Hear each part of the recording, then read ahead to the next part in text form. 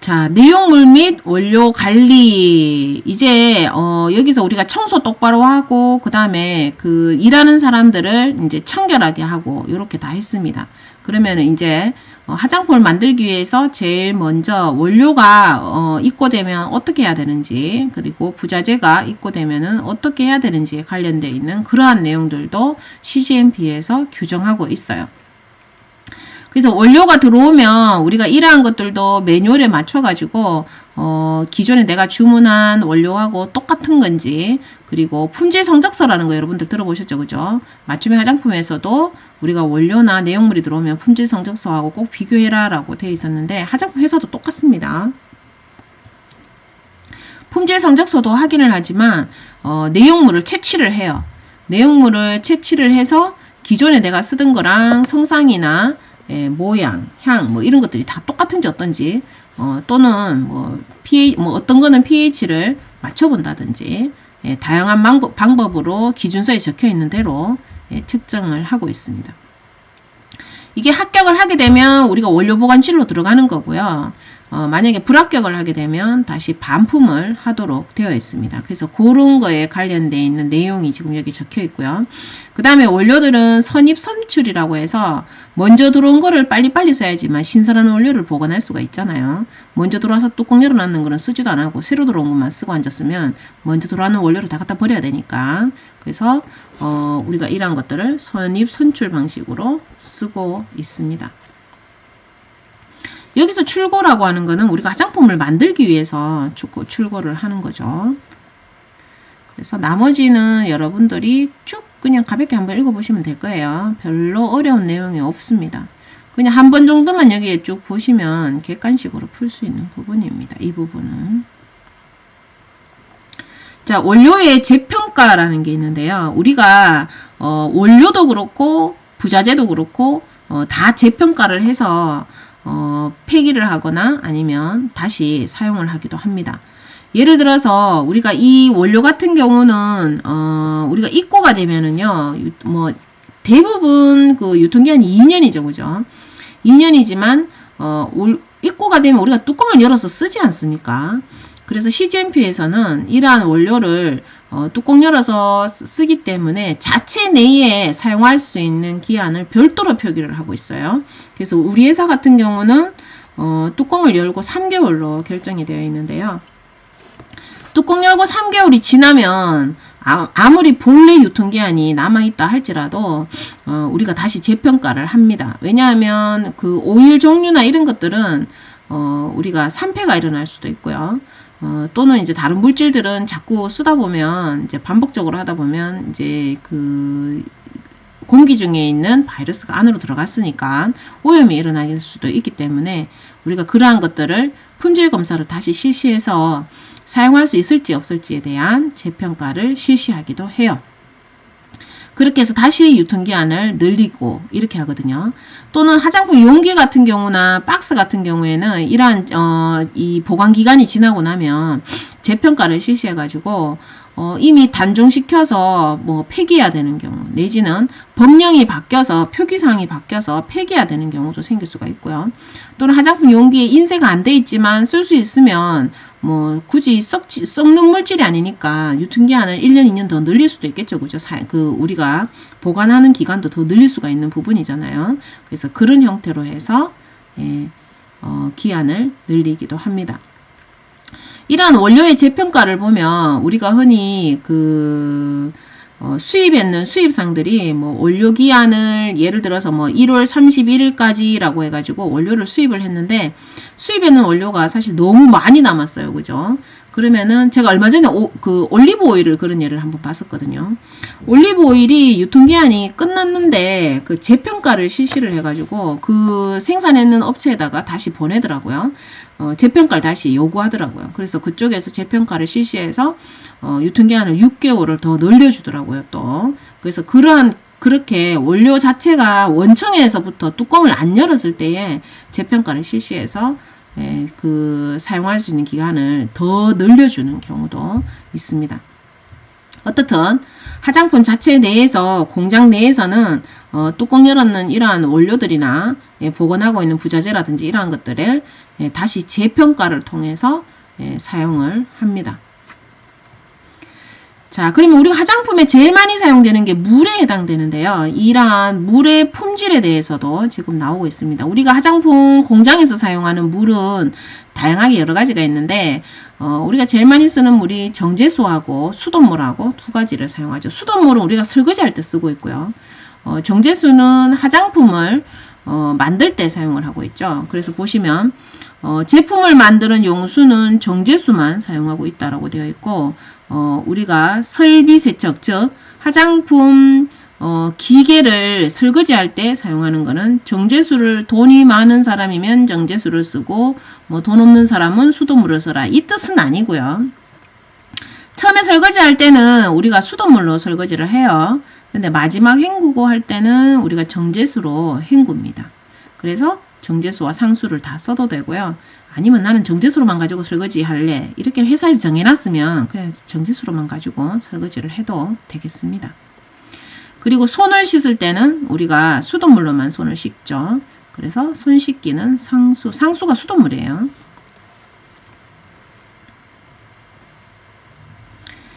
우리가 이러한 정제수를 우리가 만들어서 제조 공장을 사용하기 때문에 이러한 물의 품질 같은 거는 수시로 검사를 실시하도록 되어 있습니다. 그래서 미생물학적 검사 정제수를 받아가 통에다가 받아 놓으면은 고여 있기 때문에요. 우리가 세균이 번식할 수도 있겠죠. 그래서 미생물학적 검사를 실시하도록 되어 있습니다. 자, 나머지 부분은 한번 읽어보시고요. 물에 관련된 거는 시험 문제에 딱 한번 나왔었는데 좀 쉽게 좀 나왔었습니다. 어떻든 그래도 한번은 읽어보셔야 돼요. 자, 여기에 중요한 게 이제 나왔죠. 자, CGMP의 4대 기준서라고 해서 제품 표준서, 제조관리 기준서, 품질관리 기준서, 제조위생관리 기준서라고 해서 시험 문제 한번 출제가 됐었는데 이번 회차에 재출제가 된다면 아마 이 기준서에 적혀 있는 내용들을 적어 놓고 CGMP 4대 기준서 어디에 해당되는가에 대해서 이렇게 시험 문제 출제될 가능성이 저는 높다라고 저는 보고 있어요. 그래서 각각의 문서상에 어떤 내용들이 적혀 있는가를 정확하게 알고 계셔야 되고, 그 다음에 이 4대 기준서의 용어 자체를 딸딸딸 4개 다 외우셔야 돼요. 제품 표준서는 제가 누누이 얘기하지만 이거 들고 도망 튀기면 똑같은 제품을 똑같이 만들 수 있다라고 얘기했었죠.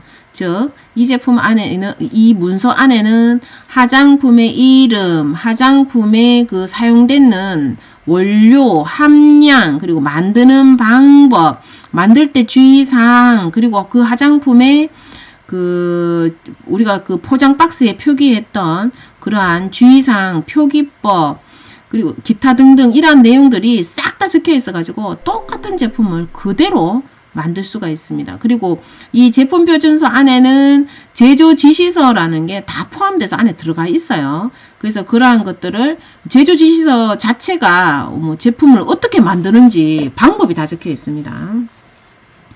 그래서 그러한 것들을 뽑아가지고 우리가 제품을 만들 때 제조 지시서를 프린트를 해서 작업장에다가 보냅니다. 그래서 제품 표준서가 모든 내용들이 다 들어있다라고 보시면 되고요. 그 다음에 제조관리 기준서는 화장품을 만들면서 어떤 식으로 해야 되는가에 대한 거고요. 품질관리는 화장품을 다 만들고 나서 우리가 이게 뭐 pH나 점도나 이런 거 측정할 때에 거기에 관련되어 있는 내용들이 다 적혀 있는 게 품질관리 기준서고요. 제조위생관리 기준서라고 하면 위생이란 말이 들어갔기 때문에 청소하는 방법 또는 작업자의 손소독하는 방법 이런 것들이 여기에 다 들어가 있습니다. 그래서 상세한 내용들은 밑에 보면 이렇게 쭉 나오죠. 자, 제품 표준서 관련된 내용은 이러한 내용들이다 라고 지금 적혀 있고요. 자, 제조관리 기준서라고 해가지고 제조소에 그리고 우리가 기계라든지 또는 제조하면서 사용되는 뭐 원자재라든지 이러한 것들에 대한 내용들도 다 적혀 있습니다. 그리고 품질관리 기준서라고 해서 품질관리에 대한 내용들이 지금 적혀 있고요. 그리고 제조위생관리 기준서라고 해서 청소에 관련되어 있는 그러한 내용들이 기준서에 다 포함되어 있습니다.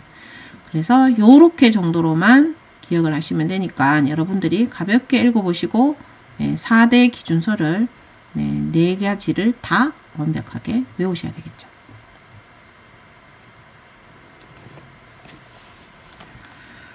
자, 보관 및 출고 기준이라고 되어 있네요. 자, 뭡니까, 여러분? 잠 오실 것 같아요. 주말인데 왜 이렇게 길게 하나 싶기도 하시고.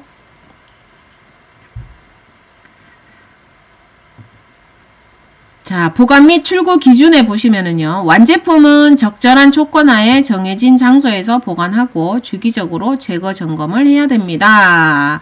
자, 적절한 조건하라고 했기 때문에 우리가 완제품 보관실에는 보면 온습도계가 달려 있어요. 그래서 온도가 몇 도인지 습도가 몇 도인지 이런 것들을 보고 우리가 관리를 하도록 되어 있습니다. 자, 완제품은 우리가 품질보증부서 책임자가 승인한 것만 반드시 출고하도록 되어 있고요. 앞에서 했는 방법 다 나왔죠. 자, 출고는 선입 선출 방식으로 해야 되지만 선입 선출 방식이 꼭 아니어도 됩니다. 왜? 타당한 사유가 있을 때만이라고 해놨죠. 자, 출고할 제품은 원자재 부적합품, 반품된 제품과 구획된 장소에서 보관해야지만 되고요. 왜냐하면 우리가 출고할 제품하고 또는 반품해야 되는 제품 이런 것들을 제대로 구분을 안 해놓으면은 안 되기 때문에 대부분 화장품 회사 그 출고 쪽에 가보시면은요, 땅바닥에 노랑 페인트로 이렇게 선을 꺼놓거나 아니면 초록색 테이프로 쫙쫙 발라가지고 표시를 해가지고 각각 구분해 놓습니다. 그래서 혼동되지 않도록 딱 그 자리에 딱 갖다 놓거든요. 그러한 내용들에 해당이 되고요. 그냥 가볍게 읽어보시면 되겠습니다. 자, 완제품 보관금제의 중요사항이라는 말이 나오는데요. 이거는 뭐냐 하면 우리가 화장품을 다 만들면 이 화장품의 로트 번호하고 제조번호 찍어가지고 우리가 다 출하시 시키잖아요. 출하를 시키지만 이 제품 자체를 우리가 보관을 합니다.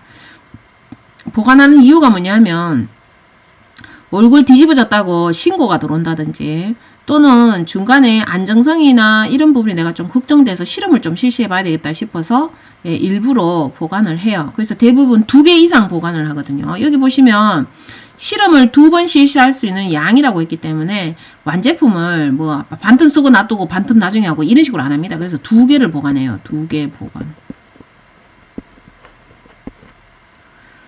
자, 제품을 그대로 보관하지 비워가지고 보관하지는 않습니다. 왜? 유통 과정상 어떤 문제가 발생하지 않느냐를 검사하기 위해서 우리가 완제품 자체로 그대로 지금 보관을 한다라고 보시면 되고요. 각 배치별로 대표하는 검제를 보관한다라고 되어 있는데 뭐 이거는 그냥 뭐 실듯이 적어놨는 말이고요. 각 배치마다 다 보관해야 된다는 뜻이에요. 즉 오늘 만든 제품도 2개 보관해야 되고 내일 만드는 제품도 2개 보관해야 되고 이런 식으로 완제품을 다 보관을 하고 있어요. 그래서 제품이 가장 안정한 조건, 즉 시중에 유통되면서 일반 사람들이 판매되는, 그러니까 실온을 의미하는 거예요. 여기는 실온. 사용기한 경과 후 1년간 또는 개봉 후 사용기간을 기재한 경우에는 제조일부터 3년간 보관합니다. 항상 똑같은 숫자 나오죠. 자, 우리가 제품을 다 만들어 갖고 포장 공정이 딱 끝나고 나면은요, 자, 시험 중이라는 라벨을 갖다 때려 붙입니다. 시험 중 라벨은 노란색이죠. 노란색.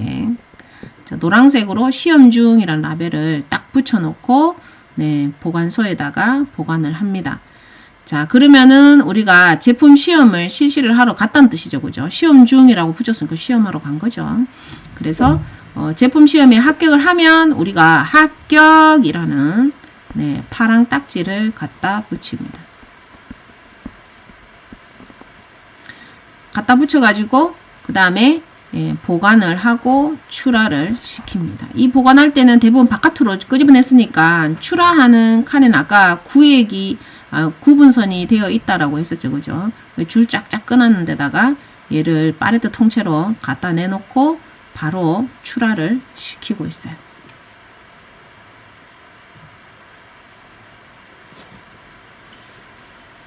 자, 나머지는 중요한 게 별로 없어서 여러분들이 보시고요. 여기 이제 시험 관리 부분에 한번 들어가 보겠습니다. 우리가 화장품을 실험할 때 보면은 표준품이라는 게 있어요. 자, 표준품. 우리가 원료 같은 경우에도 이 원료와 똑같은 표준품이라는 보관품을 보관하고 있고요. 우리가 화장품 같은 경우에도 표준품이라는 게 별도로 만들어져 있습니다. 그래서 그 제품과 똑같이 만들어져야 되고 점도나 향 뭐 이런 것들이 다 똑같아야지만 됩니다. 우리가 그 원료 같은 경우에도 똑같아요. 그래서 표준품을 기준으로 하고요. 우리가 화장품 용기 같은 경우도 표준품이 있습니다. 그래서 표준품을 보고 똑같이 비교를 해봅니다. 눈으로 비교하고 같이 들이대서 확인을 해보기도 하고 그럽니다. 그래서 그러한 부분 있다라는 거 그냥 보시면 될 것 같고요. 이런 검체를 채취할 때 보면 화장품 용기나 박스는 솔직히 아무나 채취를 해도 되는데요. 우리가 반제품이나 벌크 이런 것들은 채취할 때 전문적으로 자격 갖춘 사람이 아니면 우리가 만들어 놨는데 오염을 시켜가지고 더러운 바가지로 퍼가지고 만들어 놓은 거를 싹 다 오염돼가 다 버리는 사태가 발생할 수도 있겠죠. 그래서 반제품이나 완제품처럼 벌크 제품처럼 내용물이 나와 있는 경우에는 우리가 전문 자격 있는 사람들이 채취를 하도록 되어 있고요. 뭐 완제품이나 포장재, 뭐 원료 이런 것들은 솔직히 뭐 딱 자격을 갖춘 담당자가 아닌 다른 사람이 실시해서 갖다 주기도 합니다.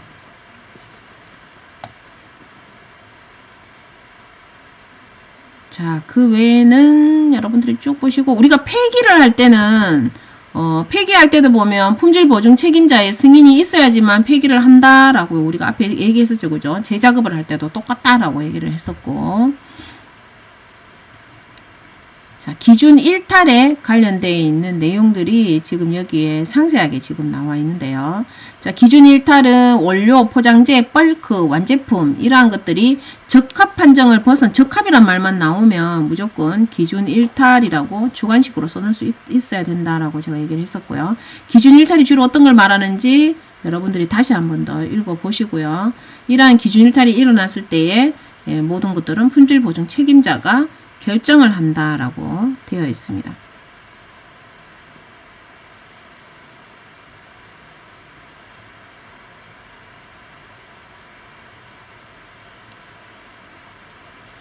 자, 재작업의 절차는 여러분들이 신경 써서 그냥 한번 읽어보시고요. 자, 위탁 계약이라고 하면 우리가 품질 관리를 할 때도 위탁 계약을 하기도 하고 화장품을 반제품이나 벌크 제품을 만들 때도 위탁 계약서를 쓰기도 합니다. 그래서 그런 부분에 관련되어 있는 내용들을 지금 적어놨는 거고요. 만약에 화장품을 내가 만약에 위탁해서 한다면 그 집 시설이 내 화장품을 제대로 만들 수 있을지 없을지 이러한 부분들을 가서 다 확인을 해야 되는 부분이죠. 그죠?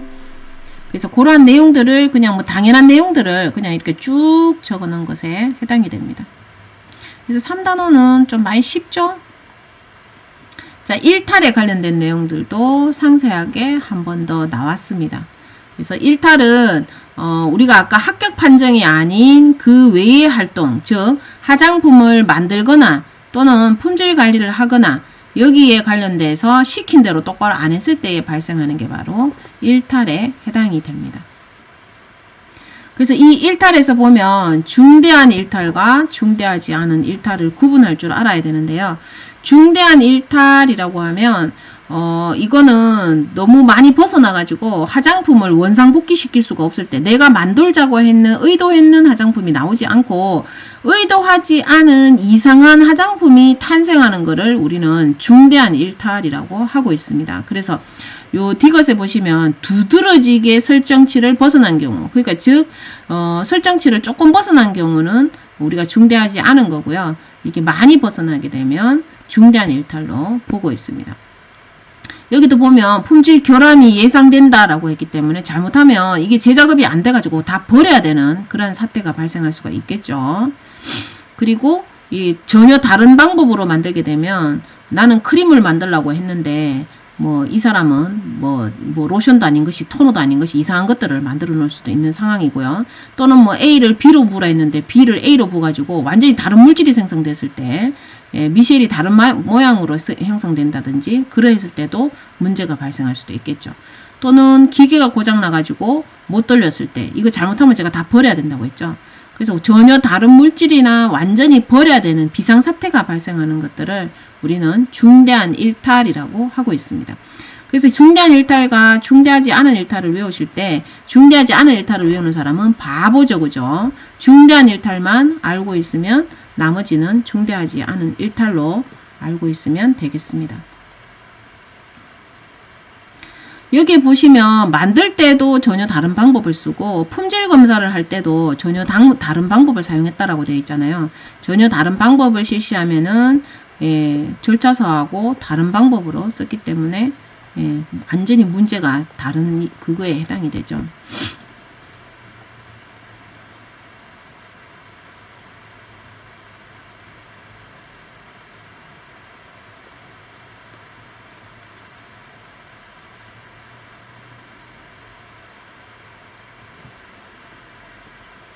일탈 처리의 흐름이라는 게 나오는데요. 우리가 보통 일탈이 발생하게 되면은 그 기준서에 맞춰서 어느 정도 벗어나고 어느 정도 똑같이 했는지 기준서, 그러니까 제품 표준서에 적혀 있는 내용과 그리고 우리가 세부적으로 SOP라는 기준서가 별도로 따로 또 있거든요.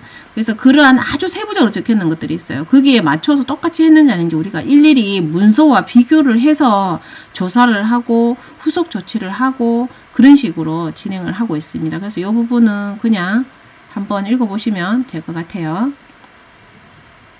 자, 불만 처리는 소비자로부터 제가 들어오는 게 불만 처리라고 제가 얘기를 했었죠.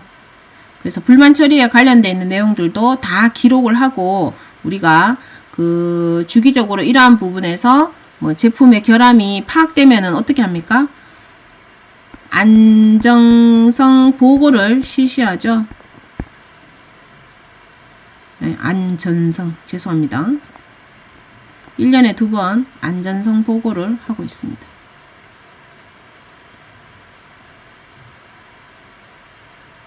자, 제품을 해수하는 거에 대한 내용이 지금 나와 있고요. 우리가 이 해수 부분은 위해 화장품에서 한번 나왔었기 때문에 이거는 이해 화장품에서 여러분들이 상세하게 보시면 되고요. 그 다음에 변경관리라고 해서 대부분 우리가 이러한 문서가 변경되는 경우에는 화장품 법이 바뀌어서 변경하는 경우가 되게 많습니다. 즉 CGMP 4대 기준서가 우리가 조금이라도 바뀌는 경우는 대부분 화장품 법령이 바뀌어서 바뀌는 경우가 되게 많고요. 또는 너무 불편해서 조금 편리하게 바꾸는 경우도 있습니다. 그렇게 바꿀 때는 문서에다가 몇 월 며칠 날 무슨 일 때문에 뭐가 바뀌는지 책임 판매 관리자가 문서를 다 수정을 해가지고 그 다음에 품질 보증 책임자한테 승인을 받아야지만 그게 완벽하게 문서가 변경이 될 수가 있고요. 이렇게 승인이 되고 나면 그 문서를 복사를 떠서 직원들한테 주도록 되어 있습니다. 자, 그리고 이렇게 문서에 맞춰 가지고 로봇처럼 지금까지 잘 해오고 있는지에 대한 우리가 이런 것들에 대한 감사를 실시하고 있어요. 그래서 품질 보증 체계가 계획된 사항에 부합하는지를 주기적으로 검증하기 위하여 내부 감사를 실시하고 있다라고 되어 있죠. 그래서 이러한 우수 화장품을 잘 만들고 있는지를 이제 해주는 품질 보증 책임자가 이러한 보증 체계를 잘 만들어서 똑바로 하고 있는지 어떤지 그러한 것들을 감사할 때 품질 보증 팀에서 하는 게 아니고 전혀 다른 독립적인 팀에서 실시하도록 되어 있습니다. 그래서 그러한 부분들에 대한 내용이기 때문에 이 부분도 한번 읽어보시고 그 다음에 이러한 감사는 내부 감사로 실시하기도 하고요. 외부 감사로 실시하기도 하는데 외부 감사는 대부분 그 CGMP 허가를 내주는 그러한 데서 CGMP 위원들이 와서 해주는 경우가 상당히 많아요. 여기에서 보면 도급 계약자나 공급자와 같은 뭐 이런 말이 적혀 있는데 예를 들어서 뭐 내가 이용하는 공장에 OEM으로 주는 공장에 그 공장을 뭐 감사하러 갈 수 있다라고 지금 여기에 적혀 있지만 실질적으로는 불가능한 거죠. 법으로는 이렇게 적어놨지만. 그래서 어떻든 외부 감사는 나한테 제품을 의뢰하는 회사도 감사를 올 수도 있지만 뭐 대기업은 오겠죠. 네, 소기업 같은 경우는 방문하면 성질내겠죠. 자, 어떻든 감사는 요러요러한 종류가 있다라는 거 여러분들이 봐주시고요.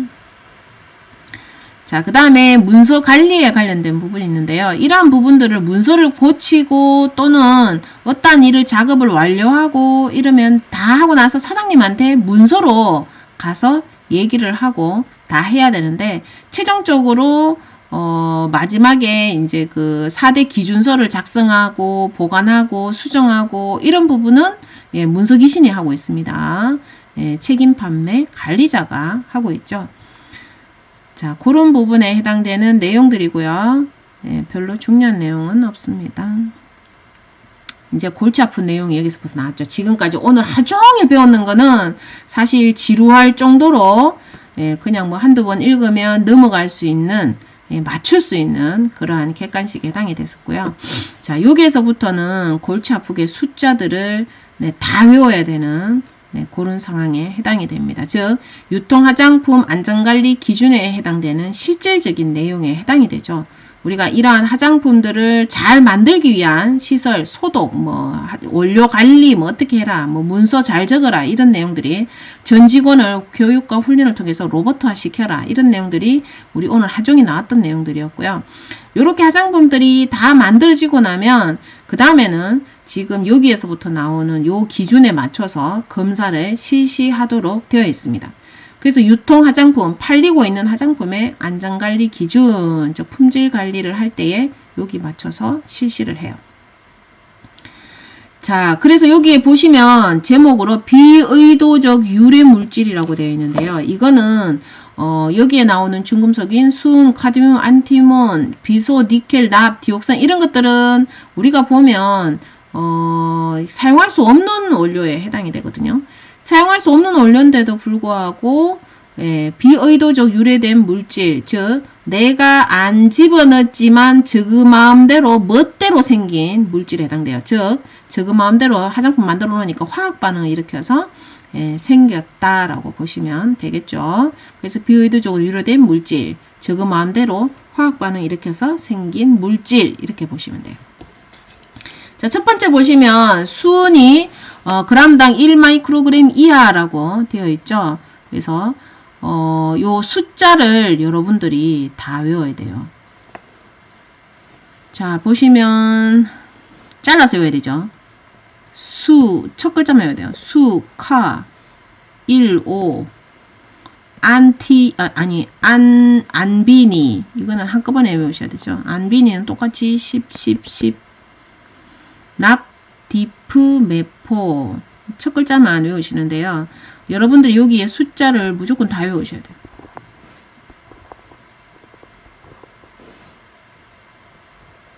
기본적인 거 다 외우고 나면 뒤에 이렇게 추가로 된 것들이 또 나오죠. 이런 것들을 주의해서 다시 외우셔야 돼요. 지금 시간이 우리가 1개월하고 반 정도 남았죠. 그죠? 그래서 여러분들이 요 기간 안에 이거를 무조건 다 외우셔야 되는데요. 이 중금속에 해당되는 것만 외우는 게 아니고 요 밑에 보면 예, 총호기성 생균수라고 해서 총호기성 생균수를 우리가 세균, 진균 포함해서 총호기성 생균수라고 부르고 있어요. 그래서 세균, 진균 포함했는 거를 영유아 및 눈화장 제품에는 그램당 500개 이하, 일반 화장품은 1000개 이하, 그리고 물유지는 입 닦는 사람들이 있기 때문에 세균, 진균 각각 100개 이하라고 되어 있어요. 각각 100개 이하.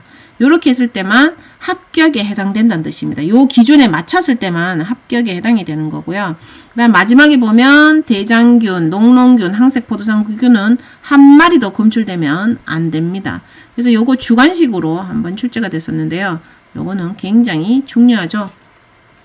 그래서 어떻든 지금 여기에서부터 여기까지는 네, 시험 문제에 항상 매번 나왔었죠. 그죠? 예, 뭐 단순하게 나오기도 하고 응용돼서 출제되기도 하고요. 그 품질 성적서를 보는 방법에서 예, 이 시험 결과가 숫자가 적혀 있으면 예, 그게 합격이냐 불합격이냐 이런 부분도 나왔었습니다. 그래서 그거를 풀려면은 요거를 외우셔야지만 가능하겠죠. 어떻든 미생물에서는 뭐 눈하고 예, 영유아는 어린이에 해당 안 되죠, 그죠? 우리가 그 제품 유형에서 어린이 없으니까 어린이 어른하고 똑같습니다. 눈화장하고 영유아는 500마리, 그 다음에 그 외의 화장품은 1000마리, 입 닦는 물유지 100개, 그냥 이렇게 기억하시면 되겠습니다. 뭐 물유지로 엉덩이 닦는 놈도 있겠지만 뭐 입도 닦는 놈이 있는 것 같습니다. 대장균, 녹농균, 항색포도상구균은 한 마리도 나오면 안 되고, 그리고 위에 거 있는 표, 네, 수카, 암비니, 납디, 프메포 요렇게 외워주시면 되겠습니다. 왜냐하면 요거 지금 시험 문제 나오면은 밑에 뭐 아래에서 찾아서 적기 아니면은 뭐 제목은 그대로 다 튀어나옵니다. 뭐 완벽하게 안 외우셔도 제목이 그대로 나와요. 그리고 숫자를 외워주시면 되겠죠.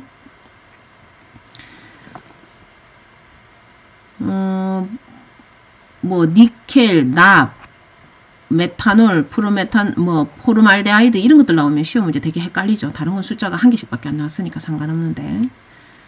다음 시간까지 꼭 외우세요. 자, 오염에서 1차 오염은 우리가 만들 때 우리가 공장에서 생기는 오염을 의미하고요. 2차 오염은 화장품 뚜껑 열고 손가락 갖고 쑤셔놓고 쓰는 와중에 생기는 게 2차 오염이라고 우리는 부르고 있습니다. 그래서 이러한 그 미생물에서 보시면은요. 자, 세균과 진균으로 이렇게 나눠져 있죠.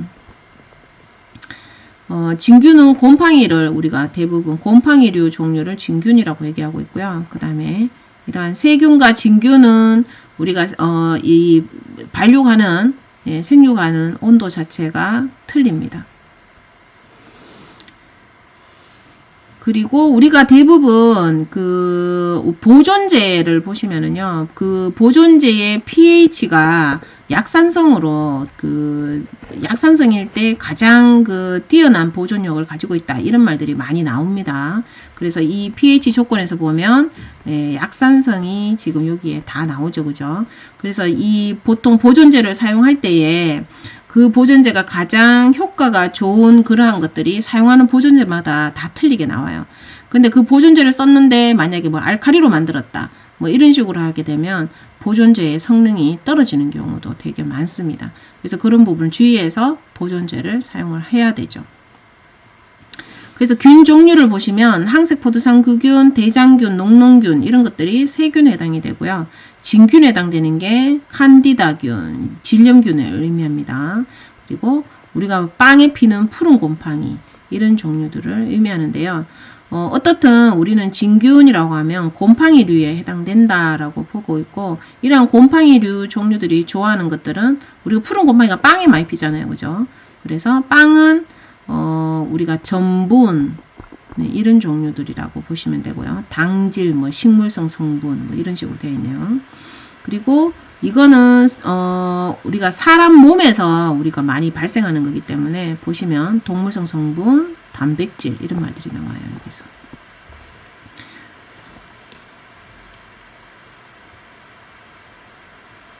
아마 제 생각에는 이게 지금 문제 나온 적이 없어갖고 한번 나올 가능성이 좀 있지 않겠나 봅니다. 저는. 출제된 적이 없어요.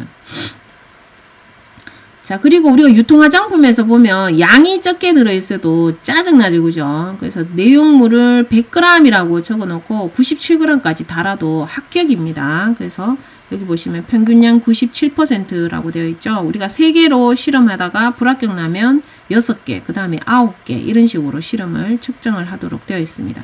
화장비누 같은 경우는 건조 중량하고 그 다음에 수분 포함 중량을 동시에 표시를 하도록 되어 있는데요. 실제 중량은 건조 중량에 해당된다라는 거 매우 중요하기 때문에 꼭 외우셔야 되고요. 그 다음에 모든 화장품은 pH 기준을 우리는 3에서 7로 정해져 있습니다. 시험 문제 주관식, 객관식 계속 출제가 됐었어요. 근데 pH라고 하는 거는 수소 이온 농도를 측정하는 거기 때문에 수소는 물에 포함되어 있죠. 그래서 물이 없는 화장품은 pH를 측정할 수가 없습니다. 즉 바디 오일이라든지 이런 제품은 pH를 측정할 수가 없고, 그 다음에 물로 씻어내는 제품들 이런 것들은 요 pH에 맞춰져 있지 않습니다. 물로 씻어내는 계면활성제 같은 경우라든지 우리가 뭐 치오글라이콜릭산이 들어가 있는 뭐 제모제 같은 경우에 보면은 우리가 12.7까지 우리가 지금 만들고 있죠. 그죠? 어쨌든 물로 씻어내는 거잖아요. 그죠? 그래서 물로 씻어내는 제품이나 물이 포함되어 있지 않는 거는 3에서 9에 제외되어 있고요. 나머지 우리가 사용하는 기초 화장품에 해당되는 것들은 pH가 3에서 9여야 된다는 거 매우 중요해요. 자, 그 외에도 우리가 화장품, 비누 같은 경우에는 우리가 그 지방산에다가 알칼리 성분을 넣어가지고 비누화 반응을 일으키기 때문에 이러한 알칼리 성분들이 비누화 반응을 모두 다 일으키고 사라져야 제3의 물질로 만들어져야 되는데, 비누화 반응을 덜 일으키는 알칼리 성분들, 즉 가성가리, 가성소다가 남아있는 꼴통 같은 성분들이 있거든요. 그러한 꼴통 같은 남아있는 성분을 우리가 유리알칼리라고 불러요. 이런 것들이 0.1% 이하가 돼야지만 합격 처리를 받을 수가 있습니다. 그게 바로 화장비누에만 해당되기 때문에 화장비누만 유리알칼리 성분을 검사하는 거지 일반 화장품은 검사하지 않습니다. 그 외에도 뭐 시험 문제 나오게 해서 틀리게 만들려면은 작정한다면 빠마약에 관련되어 있는 제품들도 시험 문제가 딱 한 번 출제됐죠. 이행강 한번 출제됐을 거예요. 미친 문제가 한번 나온 적이 있었는데요. 여기에 관련되어 있는 내용은 저희가 학원 부록 부분에 나옵니다. 지금 학원이 보면 제가 뒷부분에 지금 반 정도가 지금 부록에 해당되는데요. 이 부록을 쉴 데 없이 그냥 넣어놨는 건 아니고요. 기존에 시험 문제에 출제됐었던 내용들, 그리고 여러분들이 추가로 봐야 되는 내용들인데 별도로 안 찾아보실 것 같아가지고 제가 여기다 넣어놨습니다. 우리가 3단원 같은 경우에는 CGMP에 관련되는 내용이었는데요. 우리가 해설서에 보면 CGMP 해설서 전체적인 내용을 제가 다 넣어놨어요. 그래서 이 부분을 3단원 공부 끝나고 나면 전체적으로 한번 쫙 보셔야 됩니다. 보셔야 되고, 그 다음에 우수 화장품 제조 및 품질 관리 기준에 관련되어 있는 것도 법령으로 정해놨는 내용들도 따로 지금 거기에 있으니까 3단원은 오늘 제가 읽었는 그 내용만 보고 넘어가시면 안 되고요. 교재 학원 207에서 끝까지 나와 있는 부분이 우리가 CGMP 관련되어 있는 내용이기 때문에 이 부분을 여러분들이 전체적으로 보셔야 되고, 그 다음에 우리가 부록에서 보면 146에서 206페이지까지 나와 있는 실험에 관련되어 있는 내용들이 나와요. 요 내용이 지금 우리가 이 유통화장품 안전관리 기준에서 추가적으로 봐야 되는 내용들인데요. 내가 이 내용에서 나는 다 맞추고 말 거야. 나는 머리가 천재야. 이런 사람들은 뭐 이거를 다 외우시기 바라고요. 나는 시간이 남아돌고 더 이상 외울 게 뭐가 없을까, 뭘 할까 이렇게 고민되고 갑자기 막 책 수집이 막 하고 싶다 막 이럴 때는 이 부분을 정독을 한번 하시면 될 것 같습니다. 여기에서 2, 3회 때 시험 문제가 좀 많이 나오긴 했는데요. 근데 제 생각에는 더 이상은 이제 출제가 안 될 것 같아요. 워낙 욕을 많이 먹어가지고. 그리고 제가 볼 때는 5회 때는 상당히 많은 합격자가 제가 나올 걸로 예상을 하고요. 2, 3회가 너무 어려워가지고 갑자기 시험 치는 사람들이 많이 없어지다 보니까 이제 식약처에서도 시험 문제를 많이 쉽게 내려고 하더라고요. 이번에 좀 많이 뽑으려고 하니까 제가 볼 때는 이것까지는 이번 시험 문제는 안 봐도 될 것 같습니다. 그래서 빠마약에 관련되어 있는 부분은 뭐 솔직히 틀리라고 나오는 문제 그냥 가감히 틀려버리는 게 저는 낫지 않겠나, 저는 이렇게 보고 있습니다. 차라리 그 시간에 다른 거 하는 게 더 좋지 않겠나, 그렇게 생각을 하고 있어요.